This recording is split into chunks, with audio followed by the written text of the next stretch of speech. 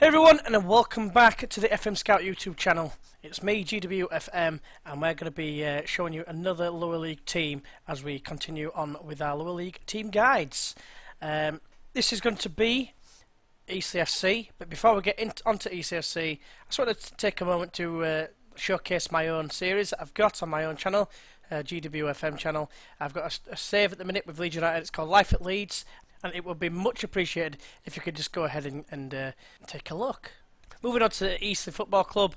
Now, they're a 1.5 star reputation team, and the finances are okay, but the one thing I do want to mention more than anything, apart from the fact that it was founded in 1946, is that they have got professional status. And that is one of the main things, I think, one of the main reasons why I would say that this would be a decent team to take on. I did, in fact, take them on last season on the FM16 game. I was Curzon-Ashton, and I took over at Eastleigh, and one of the things that drew me towards them was because they was at the same stage of Vanarama National League, but they were a professional team, which means that you are going to be able to acquire some better players through the fact that you're a professional club.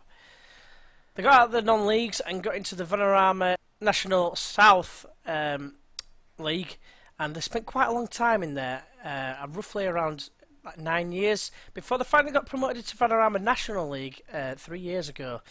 But yeah, the media prediction is second, so you're going to be expected to do well.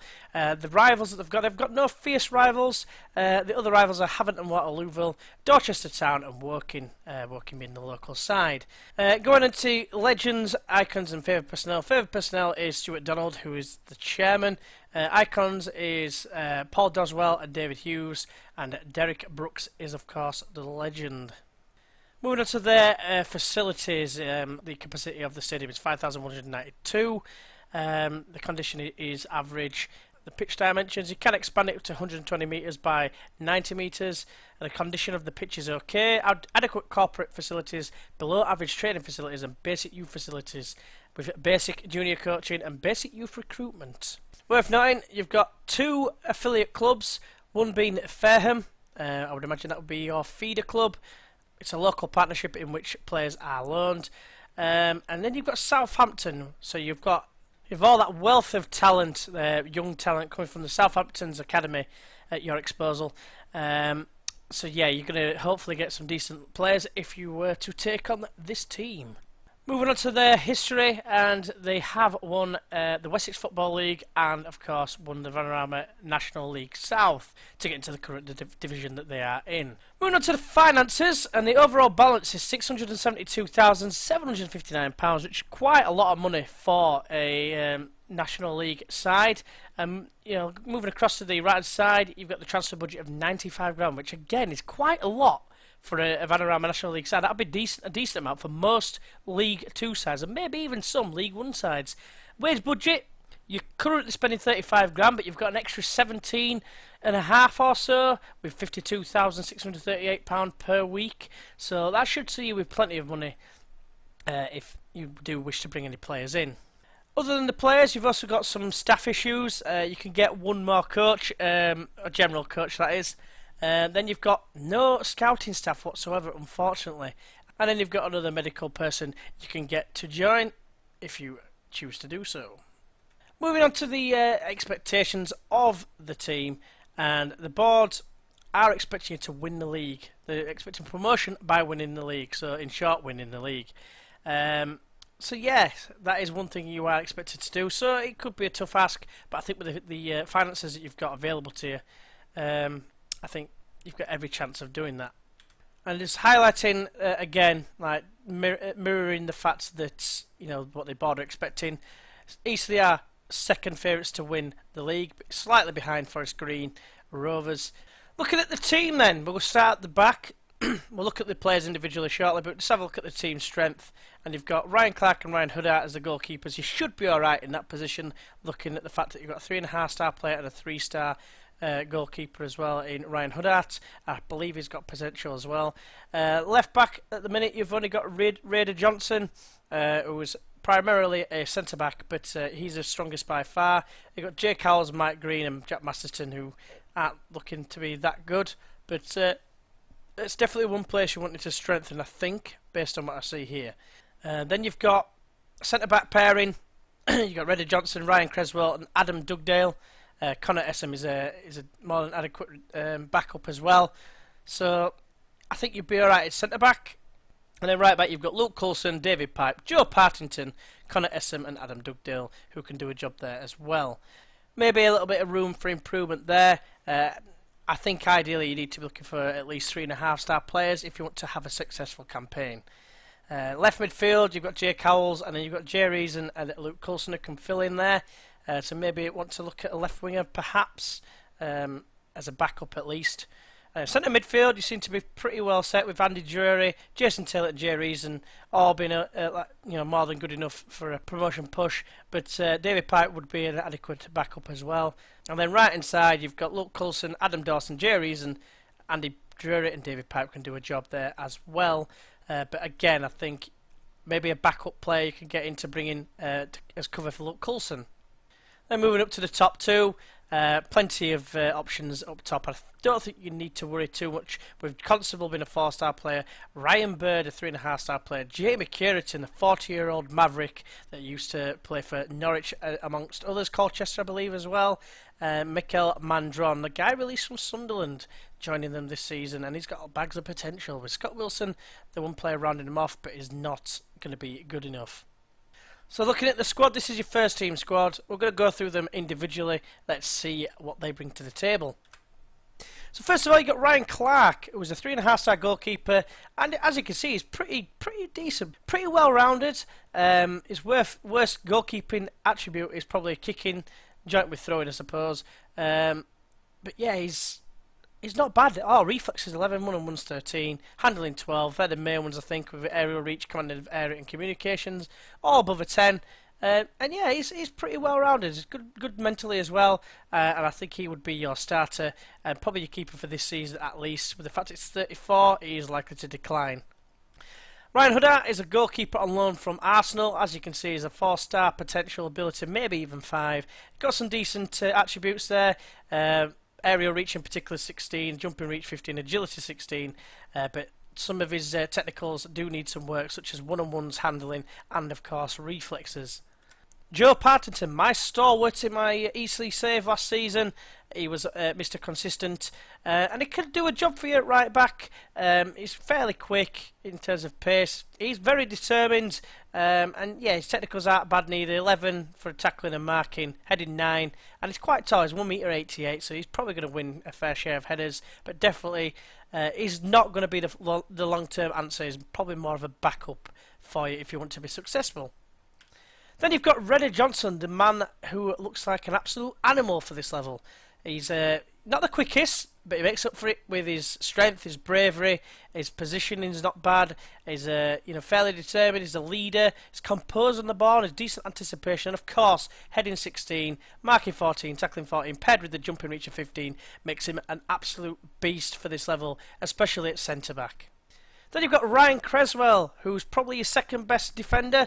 Behind him, the only thing I would say about any of the defenders coming up, central defenders that is they're not very quick, and that's one thing I might say, is to look for a defender, central defender with a little bit of pace. Ryan Cresswell is fairly strong, he's 14 strength, he's determined, he's a leader as well, brave. Heading is very good, marking and tackling is decent, and he's going to be a more than adequate partner for Reddy Johnson. Adam Dugdale is probably next on the list. Not as good technically with his heading, marking and tackling, quite a little bit less than the other two aforementioned players. But again, strong, determined, brave. But at 28 years old, he could be one you might want to move on and try and get in a quicker defender. And then Connor Essam rounds off the centre-backs that you start off with. A little bit quicker with pace 9, but his acceleration's not the best. Again, brave, determined and strong from a jump and reach perspective. But yeah, again, his technicals are left a little bit to be desired. Moving on to right back, and he can play centre midfield as well, but I probably say he's going to be a right back, is David Pipe. 32-year-old Welshman, has actually got a Welsh cap as well. But again, very determined, aggressive, strong. He's a leader as well. He works hard, and that is what he's going to give you. He's going to give you work ethic, but I don't think going to be much else in terms of an attacking threat. Lucassen is a signing that came in for £20,000 from Oxford City, and he is a 4-star player with the potential ability to become a 4.5-star player. So he's very good. He's 22 years old, got a little bit more room for improvement. He's a right midfield primarily, but can play at right back, but you probably would use him in the right midfield. Fairly quick, decent stamina, his determination's pretty good, and his teamwork and work rate are decent as well. But the main thing is that his crossing and dribbling at this level is pretty damn awesome, if you ask me. 11 crossing and dribbling 12. Long shots isn't bad neither, along with his free kick taking. Moving on to the central midfielder position, and we've got Jason Taylor here. He can play defensive midfielder as well, but he's more than likely going to be a ball-winning midfielder. And yes, he's pretty well rounded. The only thing that lets him down is probably his pace. He is 29 years old, so he's not going to get any quicker. Jay Reason, the one thing that does stand out is his technicals are very, very good. The one thing that does let him down is probably his physicals in terms of his pace again. Jake Howells is the left midfielder. He can kind of do a job at left back and push on further to being a winger, attacking winger. But yeah, again, he's not the quickest, but very good, well-rounded player. Then moving on to the strikers, you've got 31-year-old James Constable, who is a 4-star player by the game's standings, and you can kind of see why.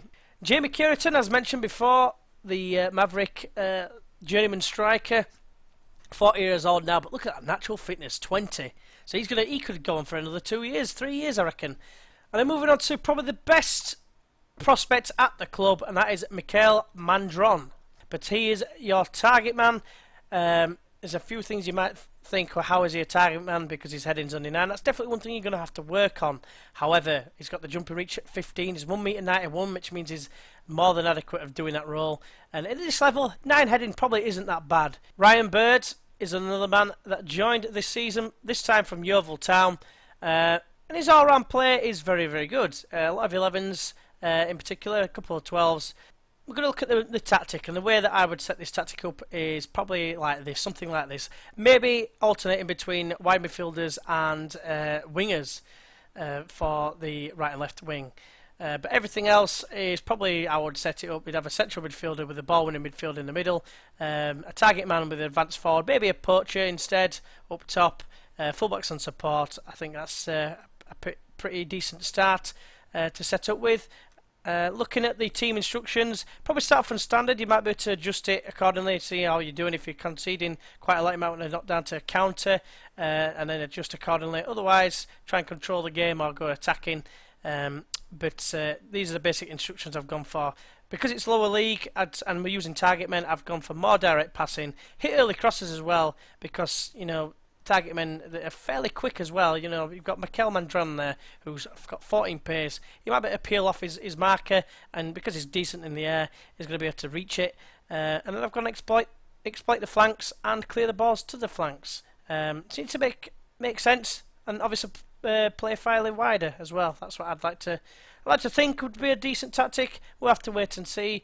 And if don't get me wrong, it's not forced to work for everyone, but that's a similar tactic I've got working quite well in my championship save with Leeds. So moving on to the scouting page, and we've got basically 95 grand to play with. A couple of positions you might want to look at is right back. That's one place I highlighted, and what I've done here is I've just used the filter to knock it down, knock the tackling to 10 at least, just to get rid of all the players that probably aren't going to be good enough. A couple of players there that do stand out, the likes of Alan Dunn, who's played in the Championship and League One most of his career. And yeah, you know, there's a couple of players there to look at. Looking at left backs as well, because obviously you'd like to get Redder Johnson into the middle of defence. But a couple of players there, one that's just stand out, getting on a bit now, but is Stephen Crane. He's played in the Premier League with Blackpool. Of course, he used to play for the mighty Whites Leeds United, but that's another story. And then defenders, central defenders. I've gone for pacey defenders, 12 pace. A couple of players there that might be worth having a look at. But I think that's definitely one position you need to improve in terms of the pace side of things. And then moving on to the left midfield, I did say you probably need a backup, and you've got a few choices there that has got crossing above 10, because I think that's probably the primary attribute you need to look for. Obviously, you can do with a bit of pace, but you can filter it down after that. So that is it. That's my breakdown of Eastleigh Football Club. I think you've got a really good chance of getting into the Football League. The first time of asking as well. I think you've got a decent squad. You just need to strengthen a couple of areas, but I think you've got more than enough quality for that league to get yourself out of the National League and into the Football League. Hopefully you have enjoyed this video. Just make sure, if you haven't already, you press that like button. If you'd like to see more from FM Scout, then go ahead and press that subscribe button. Until next time, I've been GWFM. I'll see you next time. Bye bye.